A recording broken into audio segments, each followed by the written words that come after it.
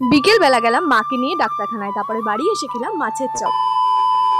তো হাই সবাইকে, আশা করি সকলে ভালো আছে, আমিও খুব ভালো আছি। আজ বৃহস্পতিবার, সকাল সকাল ঘুম থেকে উঠে কাজ মাছ সমস্ত সেরে স্নান টান করে নিয়েছি। প্রত্যেক দিন তো ঠাকুর পুজোর দায়িত্ব মার থাকে, তবে আজকে ঠাকুর পুজো দেবো আমি। আর আজকে না এখনো রান্না বান্না হয়নি, তো ঠাকুর পুজো দিয়ে তারপরে রান্না বসাবো। তাই এখন স্নান টান করে ভালো করে ফ্রেশ হয়ে সিঁদুর টিঁদুর পরে নিলাম, এবার ঠাকুর পুজোয় বসবো। বৃহস্পতিবার না পুজো দিতে একটু লেট হয়ে যায় আমার। তো যাই হোক, পুজো দেওয়ার পরে আজকে লাঞ্চে করেছিলাম সাদা ভাত, এর সাথে করেছিলাম কুঁদরি ভাজা, তোমরা হয়তো অনেকেই সবজিটাকে চেনো, আর হয়েছিল গাঠি দিয়ে ডাল, এছাড়া হচ্ছে রুই মাছের ঝোল।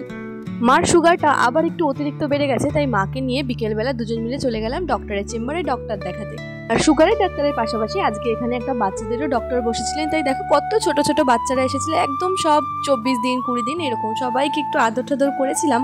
আর আমাদের ডাক্তার এত লেট করছে যে আমরা প্রায় 1 ঘন্টা মতো বসে ডাক্তার দেখিয়ে তারপরে বাড়িতে এসে মা বানিয়েছিল মাছের চপ। আমি, বাবা, মা, এছাড়াও তোমাদের দাদা ভাই, আমরা 4 জনে সবাই মিলে একসাথে বসে সন্ধ্যেবেলা মাছের চপ খেয়েছি, আর খেতে সত্যি খুব ভালো হয়েছিল। তাহলে আজকের মিনি ব্লগটা এই অবধি থাক, দেখা হচ্ছে নেক্সট মিনি ব্লগে। ততক্ষণ তোমরা সবাই সুস্থ থেকো, ভালো থেকো, সাবধানে থেকো। ওকে, বাই।